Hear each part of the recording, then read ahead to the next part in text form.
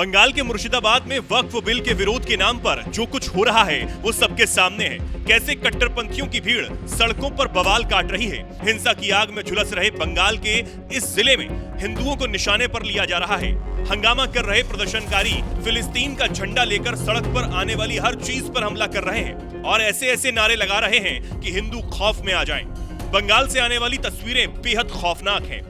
हालात ये हो चुके हैं कि बीएसएफ ने मोर्चा संभाला है, लेकिन उपद्रवी बीएसएफ जवानों को ही निशाना बना रहे हैं। अब इस हिंसा में 3 लोगों के मारे जाने की खबर आ चुकी है। बच्चों समेत कई घायल हैं।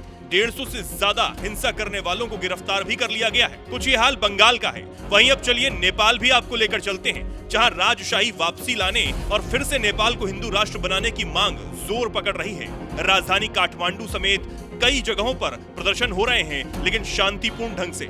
नेपाल को हिंदू राष्ट्र बनाने की मांग कर लोग पीएम मोदी और सीएम योगी को याद कर रहे हैं। जी हां, इन लोगों का कहना है कि मोदी योगी चाहें तो नेपाल फिर से हिंदू राष्ट्र बन सकता है। दैनिक भास्कर में छपी एक रिपोर्ट के मुताबिक लोग नेपाल में राजशाही की वापसी के लिए एकजुट हो चुके हैं। इसी रिपोर्ट के मुताबिक नेपाल की जनता को लगता है कि मोदी और योगी नेपाल को हिंदू राष्ट्र बनवा सकते हैं। हालांकि इन लोगों के पास इसका कोई जवाब नहीं कि आखिर मोदी और योगी कैसे नेपाल को फिर से हिंदू राष्ट्र बनाने में मदद कर सकते हैं।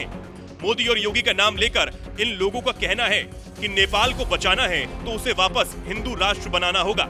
मोदी और योगी की छवि हिंदुओं को एकजुट करने वाली है। इस रिपोर्ट में छपी एक और खबर को देखिए। ये खबर दिखाती है कि किस तेजी से नेपाल में क्रिश्चियन मिशनरी का खेल जारी है।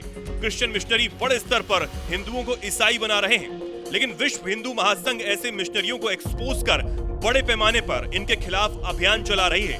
धर्मांतरण के बाद कई लोगों को हिंदू धर्म में वापसी ये संगठन करवा चुका है। नेपाल में पिछले महीने जब पूर्व राजा ज्ञानेंद्र की वापसी काठमांडू में हुई, तब भी बाइक रैली निकालते हुए हजारों की संख्या में लोगों ने राजशाही की मांग कर दी थी। साथ ही इस दौरान सीएम योगी के पोस्टर भी वहां लहराए गए थे।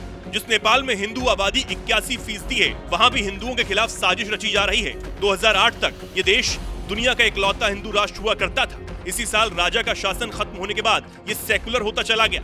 अब जो लोग राजशाही का समर्थन नहीं करते, वो भी नेपाल को फिर से हिंदू राष्ट्र बनाना चाहते हैं। देखना होगा कि नेपाल क्या हिंदू राष्ट्र घोषित हो पाता है। और वंचितों के बच्चों को वहां पढ़ने की आवाज से शुद्ध अच्छी व्यवस्था मिलेगी, इसलिए ये लोग उस कार्यक्रम को आगे नहीं बढ़ाने देना चाहते। बहनों और भाइयों, और जब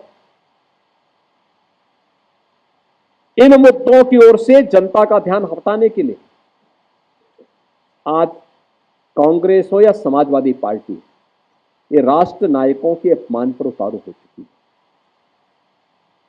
ये राष्ट्र नायकों का अपमान करने पर उतारू हो चुकी। याद करिए 2012 में जब समाजवादी पार्टी की सरकार इस प्रदेश में बनी थी, समाजवादी पार्टी के तत्कालीन प्रदेश सरकार के मुखिया के रूप में उस सरकार के मुख्यमंत्री ने पहली घोषणा क्या की थी? उन्होंने कहा था जितने भी ये सामाजिक न्याय के स्थल बना दिए गए हैं, इनको तुड़वाएंगे। और उस समय उन्होंने कहा था कि इनमें हम मैरिज हॉल खुलवाएंगे। आप देख रहे हैं ना, ये मानसिकता इनकी थी। उन्होंने किया भी। इसी लखनऊ में मान्यवर कांसी राम जी के नाम पर विश्वविद्यालय बना था, उसका नाम बदल दिया। सहारनपुर में बना था मेडिकल कॉलेज, उसका नाम बदल दिया। कन्नौज में मेडिकल कॉलेज बाबा साहब भीमराव अंबेडकर के नाम पे बना था, नाम बदल दिया। जब असीम अरुण जी ने मेरे सामने इस बात को रखा कि ये तो बाबा साहब के नाम पे था, और बाबा साहब के नाम पर बने हुए मेडिकल कॉलेज का नामकरण इन्होंने बदलने का काम किया है। बहनों और भाइयों, तो फिर उसी कन्नौज में हम लोग जाकर के इस बात की घोषणा की कि नहीं, इसका नाम फिर से बाबा साहब भीमराव अंबेडकर के नाम पर ही होना चाहिए। और हम लोगों ने उस कार्यक्रम को वहां पर फिर से, नामकरण के कार्यक्रम को फिर से वहां पे संपन्न किया।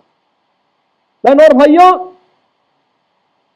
किस कदर ये लोग उन महापुरुषों को जो सामाजिक न्याय के प्रतीक हैं, कैसे उनको अपमानित करते रहे, कैसे उनके खिलाफ षड्यंत्र करते रहे, ये सभी उदाहरण हमारे सामने हैं। आज भी ये लोग इसी प्रकार का विस्मरण करने का काम कर रहे हैं। कैसे करते हैं? महाराष्ट्र में छत्रपति शिवाजी महाराज के खिलाफ वक्तव्य देते हैं। औरंगजेब को वहां पर औरंगजेब की का महिमा मंडन करने का काम कर रहे हैं। आपको याद होगा 3 वर्ष पहले जब हम लोग प्रदेश के अंदर रन फॉर यूनिटी के रूप में लौह पुरुष सरदार वल्लभ भाई पटेल के जन्मदिन के कार्यक्रम के साथ जुटे हुए थे, तो समाजवादी पार्टी उस दिन भारत के तोड़क जिन्ना का महिमा मंडन समाजवादी पार्टी के मुखिया कर रहे थे। याद करिए, जिन्ना का स्मरण कर रहे थे। और जब भारत के अंदर भारत के किसी महापुरुष को सम्मान देने की बात आती है तो ये लोग कोई ना कोई ऐसा प्रोपोगंडा अपनाएंगे जिससे समाज को आपस में बांटने का काम किया जा सके। चाहे वह छत्रपति शिवाजी महाराज का अपमान हो, चाहे वह लौह पुरुष सरदार वल्लभ भाई पटेल का अपमान हो, और चाहे वह महाराणा प्रताप और महाराणा सांगा का अपमान या बाबा साहब भीमराव अंबेडकर का अपमान, ये उसी श्रृंखला का हिस्सा है जो कांग्रेस और समाजवादी पार्टी का डीएनए अब तक करता रहा है। ये लगातार इस षड्यंत्र के हिस्से रहे हैं। लेकिन जब चुनाव आता है तो चुनाव के समय ये लोग कोई एक फर्जी पुस्तिका हाथ में रख करके बाहर ही प्रिंट करवा करके, भारत का संविधान उसमें प्रिंट करवा करके, और फिर जगह जगह जाकर के जनता के सामने किस तरीके से एक मायाजाल फैलाने का काम करते हैं, आपने गत लोकसभा चुनाव में देखा होगा। किस किस प्रकार के वक्तव्य इन्होंने दिए, कैसे कैसी बातें इन्होंने उस समय कही, ये किसी से छुपा हुआ नहीं है। और इसीलिए आज फिर मैं आपसे कहने के लिए आया, ये जो 10 दिवसीय विशेष अभियान चलेगा, ये उसी अवेयरनेस का हिस्सा है जिस कार्यक्रम को आज पूरे देश के अंदर कौन सी योजनाएं हैं, कौन सी योजनाएं दी गई हैं, कौन लोग थे जो बाबा साहब भीमराव अंबेडकर का अपमान करने वाले थे। यहां पे अभी डिप्टी सीएम से ब्रजेश पाठक जी कह रहे थे 1952 में बाबा साहब को इन्होंने चुनाव हरवाया।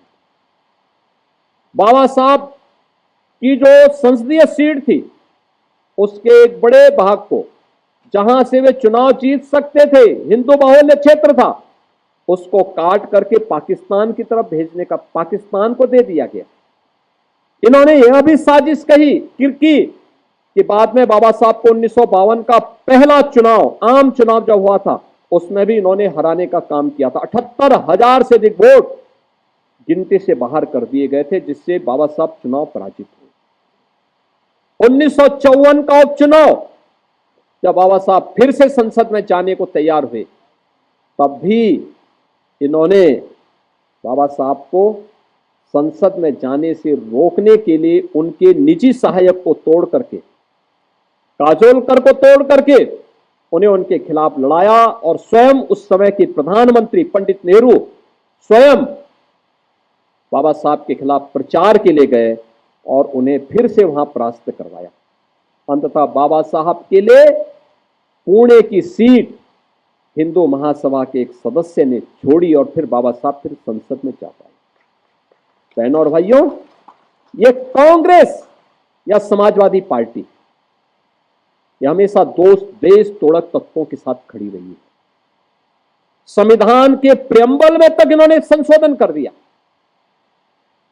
अभी हम लोगों ने पिछले सत्र में प्रत्येक सदस्य को संविधान की मूल प्रति, जो 26 नवंबर 1949 को बाबा साहब ने संविधान का मसौदा तैयार करते समय संविधान सभा को सौंपा था, उस संविधान की मूल प्रति, जिसमें बाबा साहब के हस्ताक्षर भी हैं, मसौदा समिति के अन्य सदस्यों के हस्ताक्षर हैं, वह प्रति हमने सभी माननीय सदस्यों को, विधानसभा और विधान परिषद के सभी सदस्यों को सौंपी थी, भेंट की थी। और इसलिए भेंट की थी कि हर सदस्य इस बात को समझ सके कि वास्तव में संविधान के मूल में क्या है। मूल यानी उसकी प्रस्तावना क्या है और प्रस्तावना में किस तरीके से इन्होंने छेड़छाड़ करके, प्रस्तावना का मतलब उस ग्रंथ की आत्मा के साथ ही इन्होंने खिलवाड़ करने का काम किया और एक खिलवाड़ भी कांग्रेस ने किया। यानी पहले बाबा साहब को चुनाव हरवाया, बाबा साहब के स्वर्गवास होने पर, उनके महापरिनिर्वाण होने पर उन्हें दिल्ली में अंतिम संस्कार नहीं करने दिया गया, उनका स्मारक कांग्रेस ने नहीं बनने दिया और बाद में 1976 में देश के संविधान में ही, उसकी प्रस्तावना में ही संशोधन करके ऐसे शब्द डाल दिए गए जिनके खिलाफ स्वयं बाबा साहब ने स्वयं भी तर्क दिए।